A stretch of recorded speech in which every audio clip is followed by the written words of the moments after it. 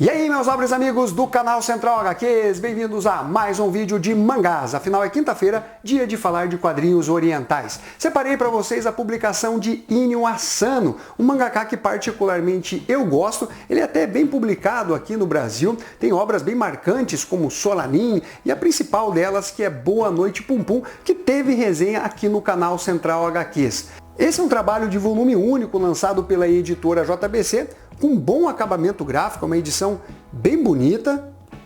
E ao contrário, da maior parte dos mangás do Inyo Asano, trata-se de uma edição colorida. Temos aqui a capa cartonada com orelhinhas, papel Pollen Bold de 90 gramas, com 184 páginas, ao preço de R$ 59,90. Dá para você achar com desconto, o link está na descrição desse vídeo.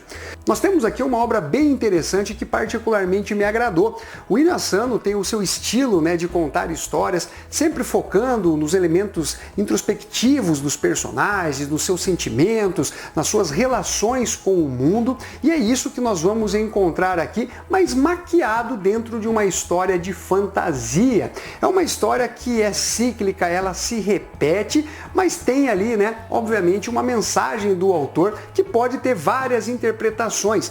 Isso não quer dizer que se trata de uma história abstrata, incompreensível, não, longe disso. Apenas há várias possibilidades de interpretações com que ele quer passar com esse quadrinho. Mas do que se trata esta obra? A história é ambientada numa floresta, com uma pegada de fantasia medieval com sobrenatural, onde os personagens da capa da publicação acabam tendo que lidar com uma ameaça praticamente invencível, que é a escuridão. Não existe exatamente um protagonista, talvez a Sonhadora, sim, esse é o nome dela, seja a personagem mais relevante dentro dessa história, até porque esses personagens acabam morrendo, outros surgem dentro da publicação, em algo cíclico, como eu acabei já mencionando.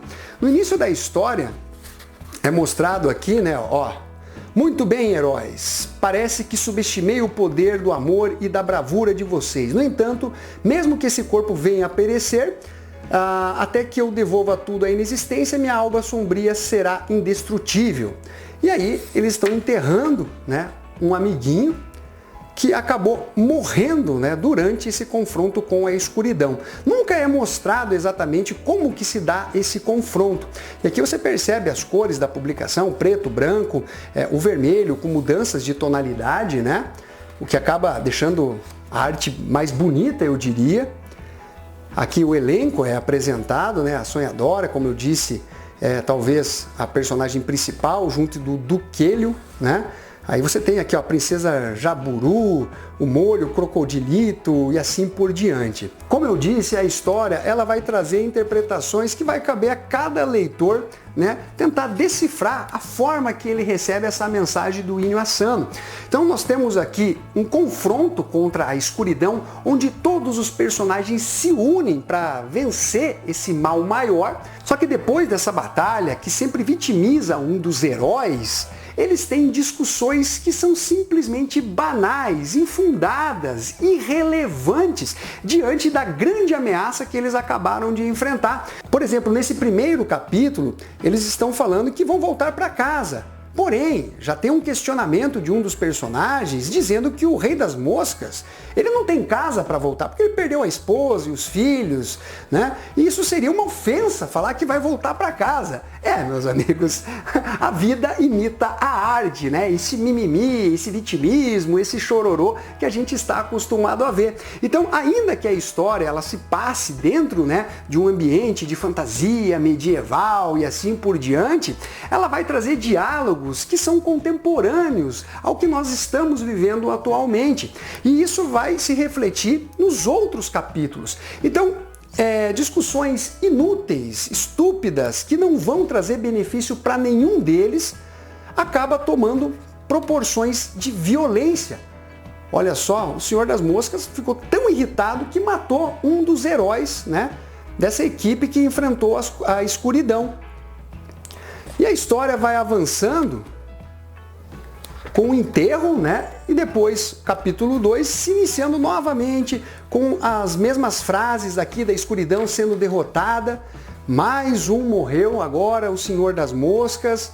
E a história ela vai sendo conduzida de uma forma cíclica, trazendo questões e ideias que são banais, irrelevantes, que não vão agregar nada na vida desses heróis. Porém, aparentemente, talvez não sejam essas pessoas que são de todo o mal. Será que o próprio ambiente, essa floresta com a escuridão à espreita, não acaba influenciando, né, nessa violência desmedida, nesse bate-boca desnecessário?